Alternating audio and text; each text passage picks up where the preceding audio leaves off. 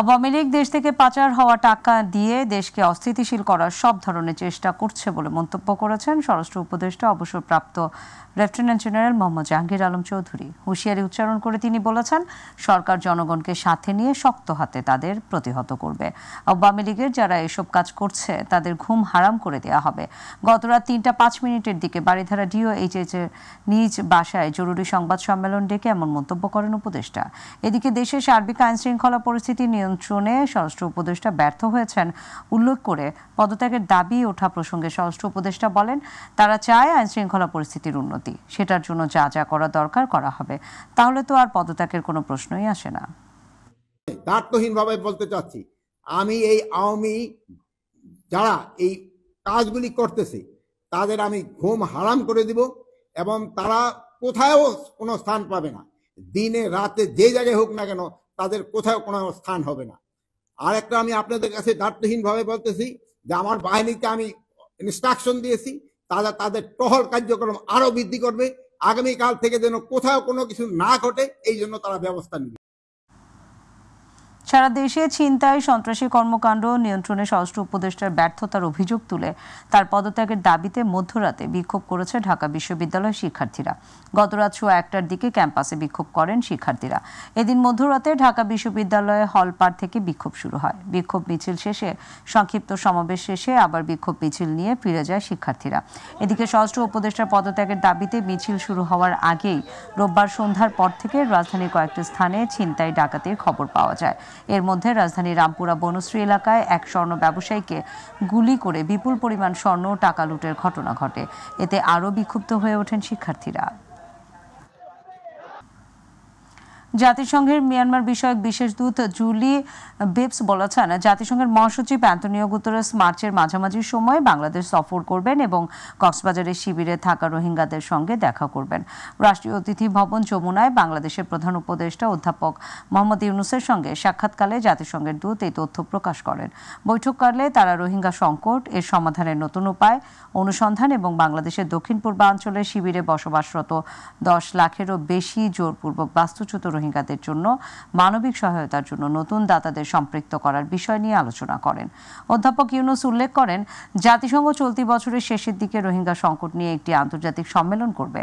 তিনি এই প্রসঙ্গে অস্ট্রেলিয়ার প্রাক্তন ভারপ্রাপ্ত প্রধানমন্ত্রী জুলি বেবসকে এই গুরুত্বপূর্ণ সভায় মুখ্য ভূমিকা পালন করার আহ্বান জানায়।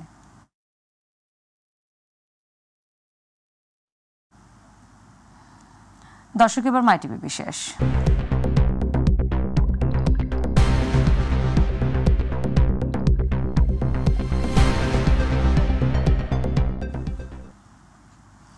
রাজনৈতিক পট পরিবর্তনের সময় ক্ষুব্ধ জনতা ফ্যাসিবাদী আওয়ামী সরকারকে উৎখাত করতে ছাত্র জনতা নেমে আসে রাজপথে। পালিয়ে যান শেখ হাসিনা।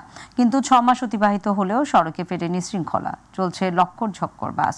যত্রতত্র রাস্তা পারাপার যেন নিত্যদিনের ঘটনা। ঘটছে দুর্ঘটনাও। উত্তর সিটি কর্পোরেশনের প্রধান নির্বাহী কর্মকর্তা বলছেন, রাজধানীর সড়কে শৃঙ্খলা ফেরাতে কাজ করছেন তারা। শাকিল আহমেদ রাজীবের ক্যামেরায় আবু সাইদ অপুর বিশেষ রিপোর্ট।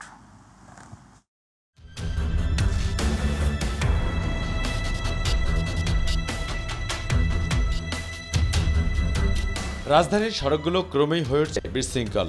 যানজট যেন কোনোভাবেই নিয়ন্ত্রণ করা যাচ্ছে না। রোড ডিভাইডারের নিরাপত্তা বেষ্টনীগুলো না থাকায় সৌন্দর্য হারাচ্ছে ঢাকা। পাশাপাশি অনেকেই ফুট ওভার ব্রিজ ব্যবহার না করে জীবনের ঝুঁকি নিয়ে পারাপার হচ্ছেন রাস্তাঘাট। তাড়াহুড়া করতে গিয়ে এভাবে পার হচ্ছে। যদি এগুলো একটু সংস্কার করে সেক্ষেত্রে আমরা ফ্লাইওভারটা ব্যবহার করতে পারবো। রাষ্ট্র সংস্কারের জন্য কাজ হচ্ছে, কিন্তু সেই সাথে সাথে এই আমাদের যেগুলো ক্ষয়ক্ষতি হয়েছে সেগুলো খুব তাড়াতাড়ি সংস্কার করা খুবই জরুরি। ভাঙ্গাচুরা তো এটা সংস্কার করা উচিত, মানে পুরো শক্তভাবে আটকে দেওয়া উচিত যাতে মানুষ বাধ্য হয়ে ফুট ওভার ব্রিজ ব্যবহার করে। বাদ যাচ্ছে না পরিবহন পারাপারও, আর তাই হরামেশি ঘটছে দুর্ঘটনা। ঝরে যাচ্ছে তরতাজা প্রাণ। মানুষ এখান থেকে সরাসরি রাস্তা পার হইতে পারতেছে, এই কারণে মানুষ উপরে ওঠে না। এই কারণে আমরা তাড়াতাড়ি যাতে এটা সংস্কার হয় এটাই আমরা চাই। তো এগুলোও যাতে দ্রুত সংস্করণ করা হয়, তাহলে মানুষ আর এভাবে যেমন আমিও যাচ্ছি, কিন্তু বাধ্য হয়ে যেতে হয়, কিছু করা থাকে না। ঢাকা উত্তর সিটি কর্পোরেশনের প্রধান নির্বাহী কর্মকর্তা বলছেন, রাজনৈতিক পট পরিবর্তনের পর নগরীর সৌন্দর্য ফিরিয়ে আনতে কাজ করছেন তারা। একই সাথে সড়কে শৃঙ্খলা ফেরাতেও কাজ চলছে। ধ্বংসস্তূপ আসলে যেটা হয়েছে সেটা বিভিন্ন কারণেই হয়েছে এবং এটা যে কোনো কারণে হোক, but will try to rebuild this, এবং আমরা করব, এটা আমাদের পরিকল্পনা আছে। ডেফিনেটলি এগুলো আমাদের ইনশাল্লাহ জুনের মধ্যে যতটুকু আমাদের বাজেট আছে এবছর ইনশাল্লাহ ডেলিভারি এগুলো সম্পন্ন করতে পারবো ইনশাল্লাহ।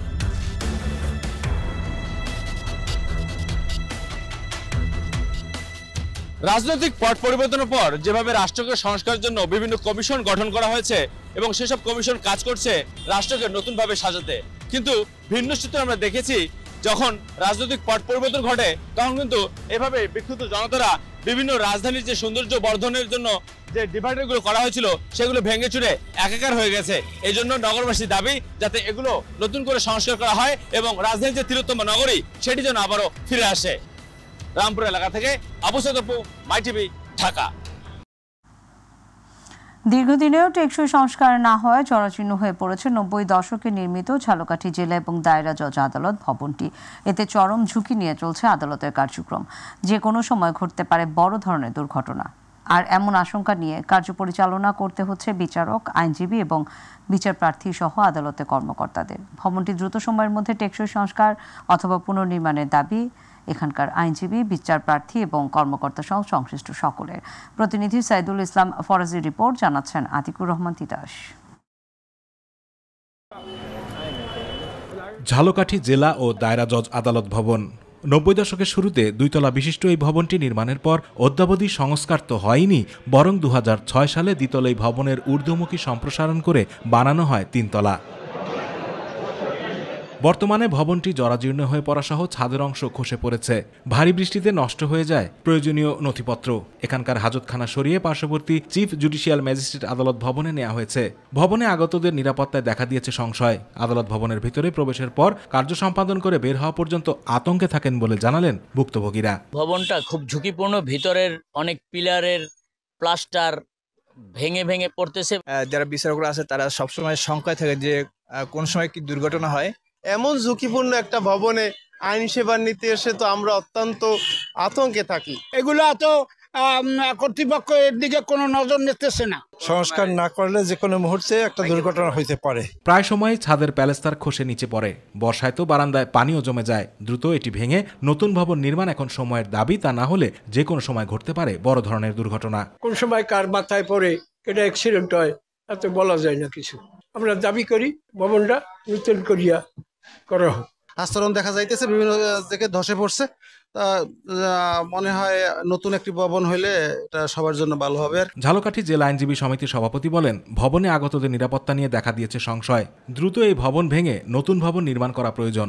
আমি সরকারের কাছে, প্রশাসনের কাছে দাবি করব খুব দ্রুত সময়ের মধ্যে এই ভবনটি যে পরিত্যক্ত ঘোষণা করে ঝালকাঠিতে নতুন একটি জজশিপ ভবন দেওয়ার জন্য। দুর্ঘটনা থেকে বাঁচতে ভবনটি দ্রুত সময়ের মধ্যেই টেকসই সংস্কার বা পুনর্নির্মাণের দাবি এখানকার আইনজীবী, বিচার প্রার্থী সহ আদালত সংশ্লিষ্টদের। আতিকুর রহমান তিতাস, মাই টিভি। দর্শক, এবার আমাদের কৃষি।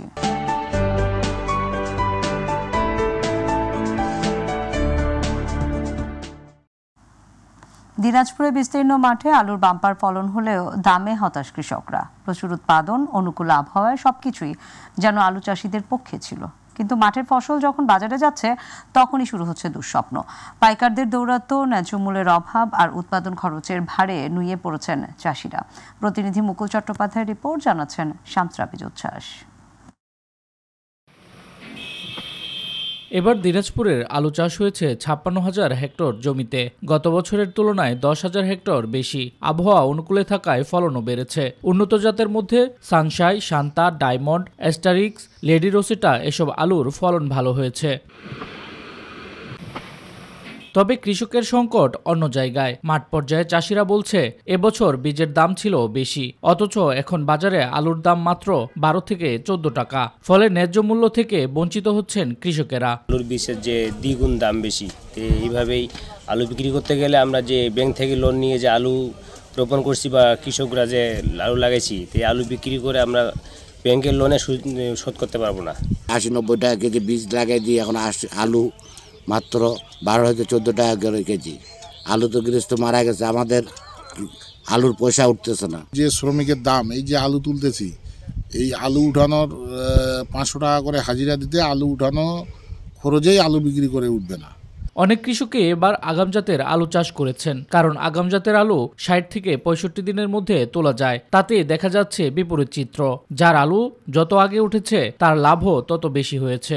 আলু ব্যাপারে 120 টাকা কেজি আমরা বীজ কিনলাম, সারের বিষের দাম অতিরিক্ত দাম, কিন্তু কোথাও থেকে আলু বাজারে আমাদের 10 টাকা কেজি, তাতে আমরা কৃষক করে কিভাবে বাঁচবো? আলু আমাদের বিঘা প্রতি খরচ হয়েছে মোটামুটি 80 থেকে 85 হাজার যখন আমরা আলু রোপণ করি।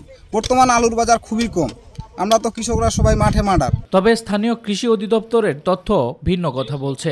তাদের মতে ভালো আবহাওয়া অধিক ফলন হয়েছে। এবার আবহাওয়া অনুকূলে ছিল, কৃষকরা যথাসময়ে আলুর বীজ বপন করতে পেরেছিল এবং আলুর ফলনও বেশ ভালো হয়েছে। আগাম জাতের আলুগুলো ইতিমধ্যে উত্তোলন হয়েছে, বাজারে বিক্রি হয়েছে। এখন স্বাভাবিক মৌসুমের যে আলু উত্তোলনের কাজ সেটি আগামী কিছুদিনের মধ্যেই শুরু হবে। আলুর ফলন যথেষ্ট ভালো পাওয়া যাচ্ছে। আলুর মতো গুরুত্বপূর্ণ কৃষি পণ্যের দাম যদি বাজারের নিয়ন্ত্রণে কঠোর ব্যবস্থা না নেওয়া হয়, তাতে ভবিষ্যতে কৃষকদের চাষে আগ্রহ কমে যেতে পারে। শামস তাবরিজ উচ্ছ্বাস, মাই টিভি নিউজ ডেস্ক। এবার জানাবো গ্রাম বাংলার খবর।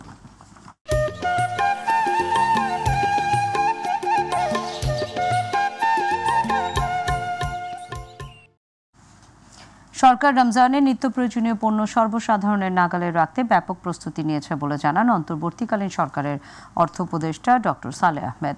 রবিবার সাভারে অবস্থিত বাংলাদেশ লোক প্রশাসন প্রশিক্ষণ কেন্দ্রের পরিচালনা বোর্ডের 65তম সভায় যোগ দিয়ে সাংবাদিকদের সাথে আলাপকালে তিনি একথা বলেন। রমজানে চাল, ডাল সহ নিত্য প্রয়োজনীয় পণ্য আমদানি বাড়ানো হবে।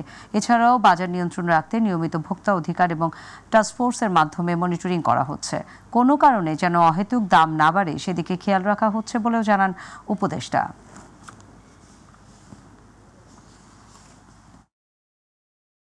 অভিনেতা আজিজুর রহমান আজাদকে নিজ বাসভবনে গুলি এবং স্ত্রীকে আহতের ঘটনায় আশুলিয়া থানার ভারপ্রাপ্ত কর্মকর্তা নূর আলম সিদ্দিক ক্লোজড হয়েছেন। রবিবার সাবর সার্কেলের অতিরিক্ত পুলিশ সুপার মোহাম্মদ শাহিনুর কবির নিশ্চিত করে জানান, আশুলিয়া থানাধীন এলাকার সার্বিক আইনশৃঙ্খলা পরিস্থিতির অবনতি এবং নানা অভিযোগের ভিত্তিতে তাকে ক্লোজড করা হয়েছে। রবিবার জিরাবো ব্যাপারীপাড়া এলাকায় ব্যাচেলর পয়েন্ট খ্যাত অভিনেতা আজিজুর রহমান আজাদকে নিজ বাসভবনে গুলি এবং স্ত্রীকে আঘাত করে আহত করার বিষয়টি বিভিন্ন মিডিয়ায় ছড়িয়ে পড়লে আশুলিয়া থানার ভারপ্রাপ্ত কর্মকর্তা নূর আলম সিদ্দিককে ক্লোজড করা হয়। সাভারের হেমায়েতপুরে গ্যাস সিলিন্ডার বিস্ফোরণে শিশু এবং নারী সহ 7 জন দগ্ধ হয়েছেন। দগ্ধদের সাভারের এনাম মেডিকেল কলেজ হাসপাতালে ভর্তি করা হয়েছে। রবিবার হেমায়েতপুরের নালিয়াসুর এলাকায় নবাব আলীর মালিকানাধীন একতলা বাড়ির একটি কক্ষে এই দুর্ঘটনা ঘটে। বাড়ির মালিকের স্ত্রী আমেনা বেগম কক্ষে তালাবদ্ধ করে ঘরের বাইরে যান। ভাড়াটিয়ারা কক্ষের গ্যাস লিকেজের বিষয়টি বুঝতে পেরে আমেনা বেগমকে মুঠোফোনে বিষয়টি জানালে তিনি তালা ভেঙে ফেলতে বলেন। পরে দরজার তালা ভাঙার সময় হাতুড়ির আঘাতে লোহার সৃষ্ট স্পার্ক থেকে মুহূর্তে আগুন ধরে বিস্ফোরণে হয় রুমে। এতে ঘটনাস্থলে শিশু সুলাইমান, সুজাত মোল্লা, জিসান, হালিমা, শিল্পী আমেনা এবং সজীব দগ্ধ হয়। নারায়ণগঞ্জের সোনারগাঁয়ে এসির কম্প্রেসার বিস্ফোরণে দগ্ধ হয়ে তুহিন এবং রাফি নামের 2 যুবক নিহত হয়েছেন। সোনারগাঁও উপজেলার কাজপুর মেঘা কমপ্লেক্সে অবস্থিত ইস্টার্ন ব্যাংক শাখায় এই ঘটনা ঘটে। নিহত তুহিন চাঁদপুর সদরের সেলিম ব্যাপারীর ছেলে। এই নিহত রাফি লক্ষ্মীপুর জেলার রামগঞ্জ থানার বাসিন্দা। তারা SR পাওয়ার টেকনোলজি নামের একটি প্রতিষ্ঠানে কর্মরত ছিল। সিলেট তামাবিল মহাসড়কে জৈন্তাপুরে ট্রাক চাপায় মোটরসাইকেলে 2 আরোহী নিহত হয়েছেন। রবিবার জৈন্তাপুর উপজেলার কাটাগাং নামক স্থানে এই দুর্ঘটনা ঘটে। এই ঘটনায় গুরুতর আহত হয়েছে আরও 1 আরোহী। তামাবিল হাইওয়ে থানা ভারপ্রাপ্ত কর্মকর্তা মোহাম্মদ হাবিবুর রহমান বিষয়টি নিশ্চিত করে জানান, খবর পেয়ে হাইওয়ে থানা পুলিশের টিম স্থানীয়দের সহায়তায় মৃতদেহ এবং আহতকে উদ্ধার করে জৈন্তাপুর উপজেলা স্বাস্থ্য কমপ্লেক্সে নিয়ে আসে। পরে সবাইকে সিলেট ওসমানী হাসপাতালে পাঠানো হয়।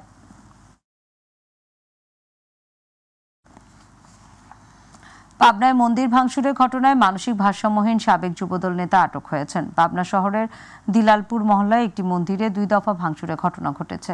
এই ঘটনায় মন্দির কমিটির পক্ষ থেকে থানায় মামলা দায়ের হয়েছে। ঘটনার সাথে জড়িত থাকার অভিযোগে সাবেক এক যুবদল নেতাকে আটক করেছে পুলিশ। আটককৃত জাহিদ হাসান হ্যাপি পাবনা শহরের কালাচাঁদ পাড়া এলাকায় আব্দুর রহিম খানের ছেলে।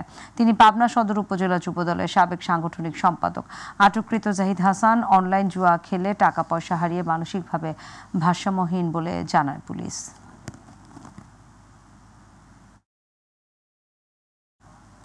পটুয়াখালী বাউফলে মা বাবাকে অজ্ঞান করে 10ম শ্রেণীর শিক্ষার্থীকে তুলে নিয়ে ধর্ষণের অভিযোগে আসামি বেল্লান হোসেন এবং ফয়সাল আহমেদকে আটক করেছে পুলিশ। উপজেলা চন্দ্রদ্বীপ ইউনিয়নে ধর্ষণের ঘটনাটি ঘটেছে। ভুক্তভোগী শিক্ষার্থীকে শারীরিক পরীক্ষার জন্য পটুয়াখালী মেডিকেল কলেজ হাসপাতালে পাঠানো হয়েছে এবং ভুক্তভোগীর অসুস্থ মা বাবাকে বাউফল উপজেলা স্বাস্থ্য কমপ্লেক্সে ভর্তি করা হয়েছে। এ বিষয়ে পটুয়াখালী জেলা সহকারী পুলিশ সুপার আরিফ মোহাম্মদ শাকুর বলেন, পরিবারের অভিযোগের প্রেক্ষিতে তারা আইনগত ব্যবস্থা নেবে। ঘটনা সন্দেহজনক দুজনকে আটক করা হয়েছে।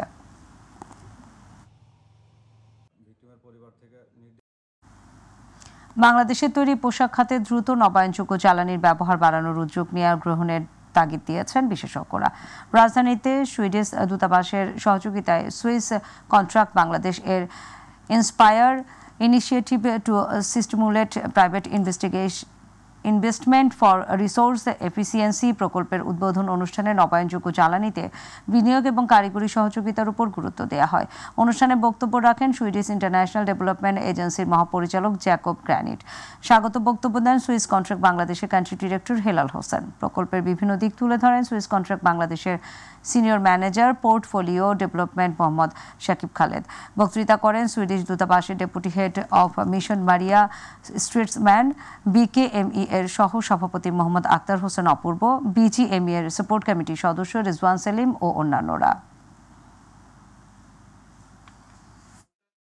বিএনপির স্থায়ী কমিটির সদস্য নজরুল ইসলাম খান বলেছেন, বাংলাদেশের কিছু রাজনৈতিক দল আছে, কিছু নতুন কিছু পুরাতন। তারা জনগণকে বোঝাতে চেষ্টা করছে বিএনপি নাকি সংস্কার চায় না।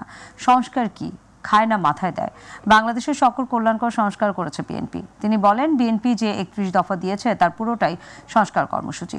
সংস্কারের প্রত্যেকটা বিষয় 31 দফার মধ্যে রয়েছে। রবিবার টাঙ্গাইল শহরে শহীদ স্মৃতি পৌর উদ্যান সদ্য কারামুক্ত বিএনপির কেন্দ্রীয় ভাইস চেয়ারম্যান আব্দুস সালাম পিন্টুর গণসংবর্ধনা অনুষ্ঠানে প্রধান অতিথির বক্তব্যে এসব কথা বলেন তিনি।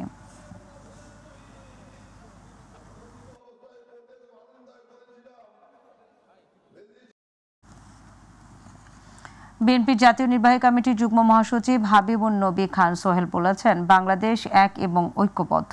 এখানে 12টি জাতি রয়েছে, তারা সব এক। বিএনপি সিদ্ধান্ত নিয়েছে জনগণের ভোটে পার্লামেন্টে এমপি যাবে, কোনো রাতের নির্বাচন আর তারা মানবে না। রবিবার বান্দরবানের ঐতিহ্যবাহী রাজের মাঠে নিত্য প্রয়োজনীয় পণ্যের মূল্য বৃদ্ধি সহনীয় পর্যায়ে রাখা, অবনতিশীল আইনশৃঙ্খলা পরিস্থিতির উন্নতি, দ্রুত গণতান্ত্রিক যাত্রাপথে উত্তরণের জন্য নির্বাচনী রোডম্যাপ ঘোষণার দাবিতে এবং রাষ্ট্রের পতিত ফ্যাসিবাদের নানা চক্রান্তের অপচেষ্টা মোকাবেলা সহ বিভিন্ন জনদাবিতে আয়োজিত এই বিশাল সমাবেশে প্রধান অতিথির বক্তব্যে তিনি এসব কথা বলেন।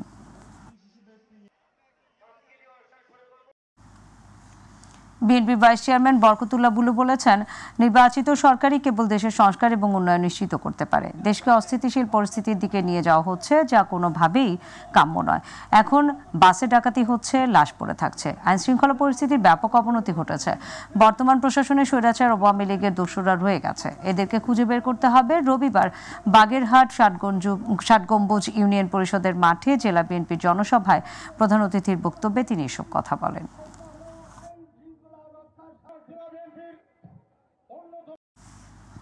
বিএনপি স্থায়ী কমিটির সদস্য ইকবাল হাসান মাহমুদ টুকু বলেছেন, ৭২-এর পর জিয়াউর রহমানের ক্ষমতা গ্রহণ করে রাজনীতিকে সর্বজনীন করায় জামায়াত ইসলাম লাইসেন্স পেয়েছে, বাংলাদেশের রাজনীতি করার সুযোগ পেয়েছেন। কিন্তু আজ তারা বলছেন জিয়াউর রহমানের পরিবারতন্ত্র চলবে না।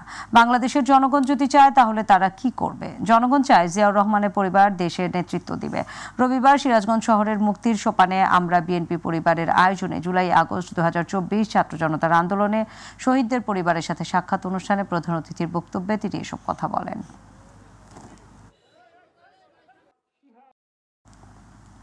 বিএনপির ভারপ্রাপ্ত চেয়ারম্যান তারেক রহমান কর্তৃক রাষ্ট্র কাঠামো মেরামতের 31 দফা বাস্তবায়নের লক্ষ্যে শরীয়তপুরের সখীপুর থানার কাছিকাটা ইউনিয়ন বিএনপির উদ্যোগে সমাবেশ হয়েছে। সমাবেশে প্রধান অতিথি ছিলেন শরীয়তপুর জেলা বিএনপির সভাপতি শফিকুর রহমান কিরণ। প্রধান বক্তা ছিলেন থানা বিএনপির আহ্বায়ক SM-A হামিদ। বিশেষ বক্তা ছিলেন সখীপুর থানা বিএনপির সদস্য সচিব মাজহারুল ইসলাম সর্দার। এ সময় জেলা বিএনপি সহ সাংগঠনিক সম্পাদক জিল্লুর রহমান মুকুল, নড়িয়া উপজেলা বিএনপির সাংগঠনিক সম্পাদক মতিউর রহমান সাগর, সখীপুর থানা যুবদলের সাধারণ সম্পাদক কামরুল হোসেন রাজীব সর্দার, সিনিয়র সহসভাপতি সাদাত হোসেন ব্যাপারী, সখীপুর থানা স্বেচ্ছাসেবক দলের আহ্বায়ক ফয়জুল ইসলাম সর্দার, সদস্য সচিব ইমরান হোসেন, বাবু বকাউল, স্বেচ্ছাসেবক দলের যুগ্ম আহ্বায়ক গাজী ফরহাদ, সখীপুর ছাত্র দলের সাবেক সভাপতি নিহাদ মাহমুদ সর্দার উপস্থিত ছিলেন। আলহামদুলিল্লাহ, দীর্ঘ 17 বছর পরে আমাদের এই কাছিকাটায় এই সর্বপ্রথম এবং সম্পূর্ণ ঝামেলামুক্ত এবং উৎসব মুখর পরিবেশে বাংলাদেশ জাতীয়তাবাদী দল বিএনপির একটা প্রোগ্রাম সফলভাবে সম্পন্ন করা হয়েছে। উদযাপন করে সফল করে এই কাছিকাটার মানুষ বুঝাই দিব যে আমরা কাছিকাটার মানুষ, বিএনপি মানুষ, আমরা বিএনপি করি, বিএনপি নিয়ে বাঁচতে চাই। সাধারণ মানুষ সব আমাদের যেন উন্মুক্ত চলাফেরা করতে পারে, কোনো চাঁদাবাজি, কোনো সন্ত্রাসী কাছিকাটার মাটিতে হবে না। আমরা আনন্দিত, এই সমাবেশে আমরা গর্বিত। আগামীর বাংলাদেশ যেমন তারেক রহমানের কাছে নিরাপদ, আমাদের শরীয়তপুরের 2 আসন নড়িয়া সখীপুর জনাব শফিকুর রহমান কিরণ সাহেবের কাছে আমরা নিরাপদ মনে করি। আমরা আগামীতে জনাব শফিকুর রহমান কিরণ সাহেবকে MP হিসাবে মনোনীত করব ইনশাল্লাহ। আজকে কাছিকাটার সাধারণ জনগণ নির্যাতন, নিষ্পেষণ কিভাবে হয়েছে সেটা আজকে তারা উপস্থিত হয়ে সেখানে প্রমাণ করেছে যে তারা এই ফ্যাসিস্টদেরকে ধিক্কার জানায়। এই ফ্যাসিস্ট সরকারকে যারা বিগত দিনে নির্যাতন নিষ্পেষণ করেছে তারা যেন আর বাংলাদেশে পুনর্বাসন না হয়। বিএনপি ঘোষিত সমাবেশকে সফল করতে সকলের সহযোগিতা কামনা করে গোপালগঞ্জে সংবাদ সম্মেলন করেছে জেলা বিএনপি। রবিবার জেলা বিএনপির কার্যালয়ে অনুষ্ঠিত এই সংবাদ সম্মেলনে প্রধান অতিথি হিসেবে ফরিদপুর বিভাগীয় বিএনপি সহ সাংগঠনিক সম্পাদক সেলিমুজ্জামান সেলিম সাংবাদিকদেরকে ব্রিফ করেন। এ সময় কেন্দ্রীয় স্বেচ্ছাসেবক দলের সভাপতি SM জিলানি, জেলা বিএনপির সাবেক সভাপতি MH খান মঞ্জু, সিরাজুল ইসলাম সিরাজ, সাবেক সাধারণ সম্পাদক মনিরুজ্জামান পিনু উপস্থিত ছিলেন।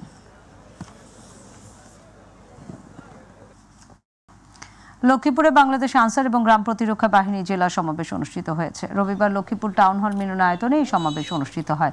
এতে প্রধান অতিথি ছিলেন বাংলাদেশ আনসার এবং গ্রাম প্রতিরক্ষা বাহিনীর কুমিল্লার রেঞ্জ কমান্ডার মাহবুবুর রহমান। লক্ষ্মীপুর জেলা কমান্ড্যান্ট অতিরিক্ত দায়িত্ব শিরিন সুলতানার সভাপতিত্বে বিশেষ অতিথি ছিলেন লক্ষ্মীপুরের অতিরিক্ত পুলিশ সুপার হাসান মোস্তফা স্বপন, অতিরিক্ত জেলা ম্যাজিস্ট্রেট মেজবাউল আলম ভুইয়া। পরে বাহিনীর 61 জন সদস্যকে ভালো কাজে স্বীকৃতি স্বরূপ বাইসাইকেল, সেলাই মেশিন, ছাতা সহ বিভিন্ন পুরস্কার প্রদান করা হয়। যশোরে বাংলাদেশ আনসার এবং গ্রাম প্রতিরক্ষা বাহিনীর আয়োজনে জেলা সমাবেশ এবং আলোচনা সভা অনুষ্ঠিত হয়েছে। রবিবার যশোর জেলা শিল্পকলা একাডেমিতে বেলুন এবং কবুতর উড়িয়ে সমাবেশের উদ্বোধন করেন আনসার ও গ্রাম প্রতিরক্ষা বাহিনী খুলনা রেঞ্জের BAM উপপরিচালক নুরুল হাসান ফরিদি। পরে জেলা প্রশাসক আজহারুল ইসলামের সভাপতিত্বে অনুষ্ঠানে আরও উপস্থিত ছিলেন যশোরের ভারপ্রাপ্ত police super Nuri Alam Siddiqui, deputy civil surgeon Nazmul Sadiq Rasel, Jessore Ansar ব্যাটালিয়নের পরিচালক তরফদার আলমগীর হোসেন, সাতক্ষীরা আনসার ব্যাটালিয়নের পরিচালক ইফতেখার ইসলাম। লক্ষ্মীপুরে জুলাই আগস্ট আন্দোলনে শহীদ হওয়া এক পরিবার ও আহত 95 জনকে আর্থিক সহায়তা প্রদান করা হয়েছে। রবিবার সদর উপজেলা পরিষদের হলরুমে শহীদ পরিবারকে 10,000 টাকা এবং আহতদেরকে 5,000 টাকা করে দেওয়া হয়। এই অনুষ্ঠানে জেলা প্রশাসক রাজীব কুমার সরকারের সভাপতিত্বে পুলিশ সুপার আক্তার হোসেন, পৌর প্রশাসক জসিমউদ্দিন আহমদ, সদর উপজেলা নির্বাহী কর্মকর্তা জামশেদ আলম রানা উপস্থিত ছিলেন। মানিকগঞ্জ বাংলাদেশ অস্ট্রেলিয়া যৌথ উদ্যোগে প্রস্তাবিত 500 শয্যা বিশিষ্ট লাইফলাইন ইউনিভার্স হাসপাতালের নামফলক স্থাপন করা হয়েছে। রবিবার ঢাকা আরিচা মহাসড়কের সদর উপজেলা মুলজান এলাকায় বাংলাদেশের নামফলক হাসপাতালের নামফলক স্থাপন করা হয়। এরপর প্রতিষ্ঠানের উদ্যোক্তা সহ সকলের মঙ্গল কামনায় দোয়া মোনাজাত করা হয়।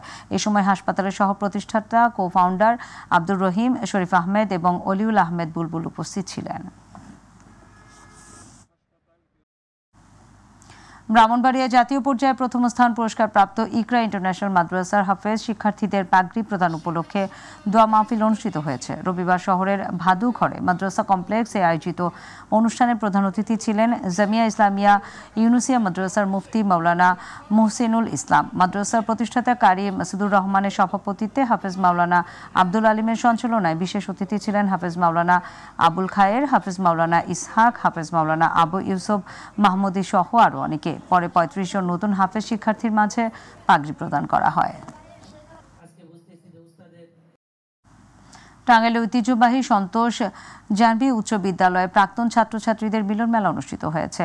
জাহ্নবী বন্ধু কল্যাণ ফাউন্ডেশন ১৯৯৫ এর এসএসসি ব্যাচে অনুষ্ঠানের আয়োজন করেন। বিদ্যালয় মাঠ থেকে বন্ধুদের নিয়ে একটি আনন্দ র্যালি বের করে সন্তোষ বাজার হয়ে বিভিন্ন এলাকা পরিদর্শন করে বিদ্যালয় মাঠে এসে মিলিত হয়। পরে সেখানে আলোচনা সভা, গান এবং নৃত্য পরিবেশন করা হয়।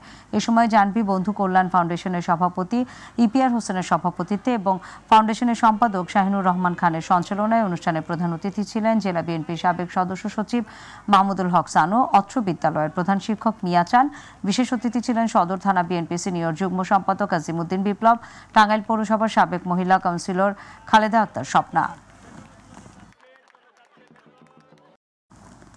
নড়াইলে ১৫০ বছরের পুরনো ঐতিহ্যবাহী ইতনা স্কুল অ্যান্ড কলেজের বার্ষিক ক্রীড়া, সাহিত্য সংস্কৃতি প্রতিযোগিতার পুরস্কার বিতরণ ও অভিভাবক সমাবেশ অনুষ্ঠিত হয়েছে। গতকাল প্রতিষ্ঠানের সভাপতি সর্দার তানজির হোসেনের সভাপতিত্বে আলোচনা সভা অনুষ্ঠিত হয়। এতে প্রধান অতিথির বক্তব্য দেন জেলা প্রশাসক শারমিন আক্তার জাহান। বিশেষ অতিথি হিসেবে বক্তব্য দেন পুলিশ সুপার এহসানুল কবির, জেলা বিএনপির সভাপতি বিশ্বাস জাহাঙ্গীর আলম, লোহাগড়া উপজেলা নির্বাহী কর্মকর্তা আবু রিয়াদ।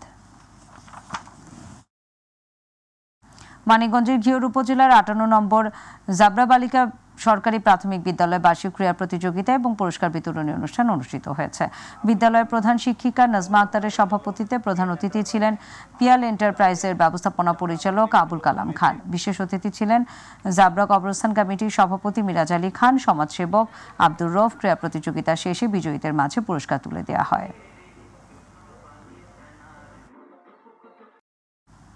কেরানীগঞ্জের ঐতিহ্যবাহী রাজাপুর স্কুল অ্যান্ড কলেজের বার্ষিক ক্রীড়া প্রতিযোগিতা, পুরস্কার বিতরণী এবং সাংস্কৃতিক অনুষ্ঠান হয়েছে। গতকাল অনুষ্ঠানের উদ্বোধন করেন বিএনপি চেয়ারপারসনের উপদেষ্টা আমানুল্লাহ আমান। কলেজের প্রিন্সিপাল তরিকুল ইসলামের সভাপতিত্বে অনুষ্ঠানে বিশেষ অতিথি ছিলেন বাস্তা ইউনিয়ন বিএনপি সভাপতি ফিরোজ মিয়া, সাধারণ সম্পাদক ইসমাইল হোসেন, সাবেক চেয়ারম্যান শামসুল হক সহ স্থানীয় গণ্যমান্য ব্যক্তিবর্গ।